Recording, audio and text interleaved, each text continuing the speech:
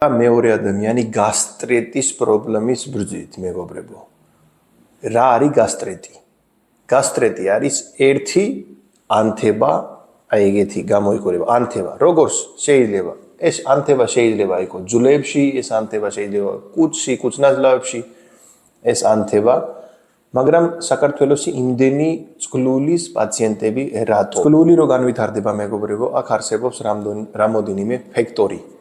პირველი ფაქტორი არის H. pylori ვირუსი. ანუ ეს H. pylori ვირუსი მეგობრებო ტუტე გარემოში განვითარდება უფრო მეტი. ადამიანი ვისაც აქვს დაბალი მჟავიანობის პრობლემა, ანუ კუჭის მჟავა არის დაბალი, იმ ადამიანს შეიძლება ნებისმიერი დრო განვითარდეს. მეორე ფაქტორი არის მეგობრებო ქრონიკული სტრესი. იმ შემთხვევაში კორტიზოლი მოიმატება და მაშინ არის დიდი შანსი, რომ შიდა კედელი, ჩვენი კუჭის შიდა კედელი გაფუჭდე და ზედმეტი მჟავიანობა გამოდის პირიქით. როცა სტრესია, კორტიზოლი მაგალია, მაგ შემთხვევაში ანთების პროცესი სწრაფად გრძელდება და წყლულის ნაირი პრობლემა განვითარდება. მესამე ფაქტორია კვება. როცა წამს ადამიანი შაქრიანი პროდუქტები, ალკოჰოლი, ზედმეტი კავა, 4-5 ჯერ თელი დღე კავა, მაგალი ნახშირისწყლიანი პროდუქტი, ხაჭაპური, ანუ პროტეინი და ცხიმი ნაკლებად, თელი დღე პური და ეგეთი საწმელებში რო არის რეფენერებული საწმელი, არა ნამდვილი საწმელი.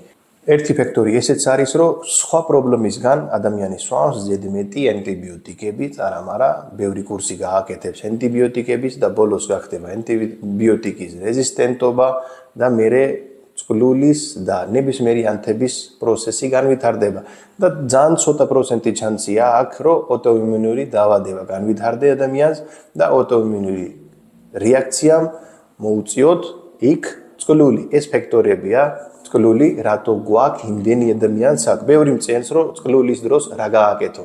წყლული არის პრობლემა, რომელიც კურნალობა კვებით შეიძლება, დანამატით შეიძლება, მაგრამ არის ეგეთი პრობლემა, რომელიც თქვენ ცოტათი გრძელვადიანი კურსები უნდა ჩაატარო. ცოტათი გრძელვადიანი, ანუ დრო ჭირდება ეს, ანუ ერთ კვირაში და 10 დღეში თქვენ ვერ მიხვდები. მაგრამ გრძელვადიანი პროცესია დაახლოებით 6 თვეში თქვენ მაგარი შედეგს პირველი მაგი კურნალობა ყველაზე მაგარი არის კომპოსტო. კომპოსტოს წვენი მეგობრებო. აიგეთ, რამოდენიმე შეიძლება 100 ან 200 გრამი კომპოსტო, ოღონ ეგეთი კომპოსტო, ზუგის კომპოსტო არა, კომპოსტო მაგის წვენი. ყოველ დღე მაგისი წვენი უძმოზე. ძევიდან ცოტა მარილი, ანუ დააბლენდერე გახდება წვენისავით, აი ეგეთი. ცოტათი მარილი და შეიძლება დალიო ყოველ დღე უძმოზე და 1 საათი არაფერი არ აჭამო.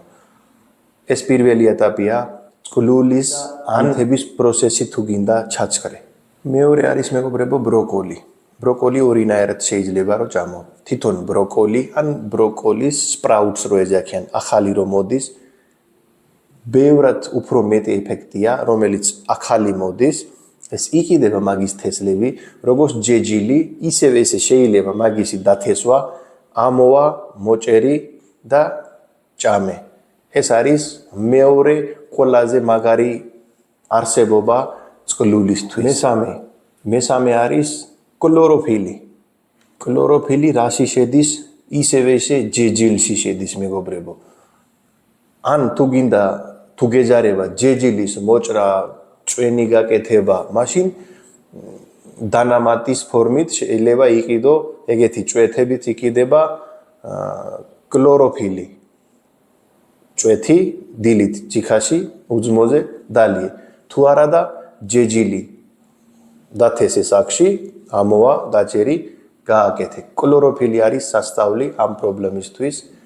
ეს იყო მესამე პროდუქტი, რომელიც თქვენ აუცილებლად უნდა გააკეთო, თუ გინდა რომ იმკურნალო წამლების გარეში ეს პრობლემა. წამლით მაგ პრობლემის კურნალობა არსებობს. ანტიბიოტიკი ცოტა ხანი ჩაჩქრება, მაგრამ ისე ამ ბოლოს ერთი დანამატი ჭირდება ზინკ კარნოსაინი. ეს ზინკი და L-კარნოსაინისგან დამზადებული, სპეციალურად დამზადებულია წყლულის პრობლემებისთვის, ვისაც აჩუქებს წყლული. ეს ცალ-ცალკე არადროს არ უნდა იყიდო. ზინკი და L-კარნოსაინი ეს არ იმუშავებს, ზინკ-კარნოსაინი მეგობრებო.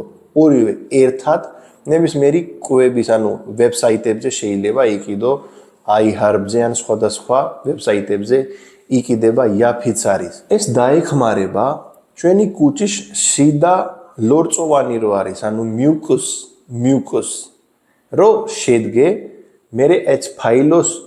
pylori-ს ნაირი ვირუსები, ბაქტერიები, რო ჩვენი კუჭის შიდა კედელს რო არ გააფუჩო.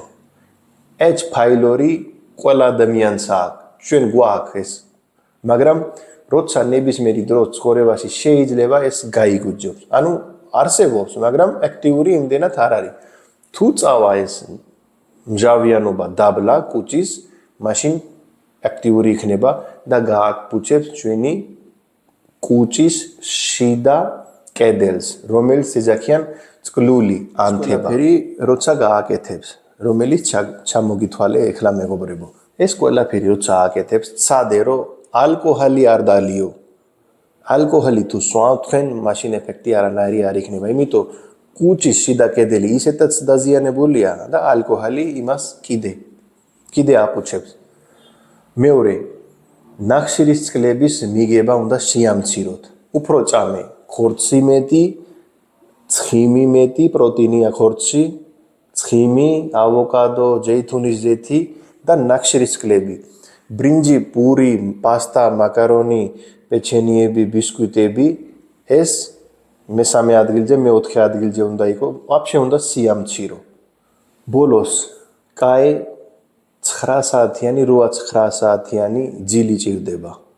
თუ თქვენ ღამეებით, ან მობილურში ხარ, ან რაღაცა კომპიუტერში ხარ, მაშინ კორტისოლია მაგალი და ერთ-ერთი მიზეზია, როცა კორტისოლი მაგალი იქნება, თქვენ ამ წყლულს ვერ მოაშორეთ. იმედია ეს ინფორმაცია თქვენთვის იქნება კარგი, აუცილებლად თქვენამდე არ დატოვოთ, სხვასაც გააზიარეთ, სულიკავი, ჯანმრთელი და ბედნიერი.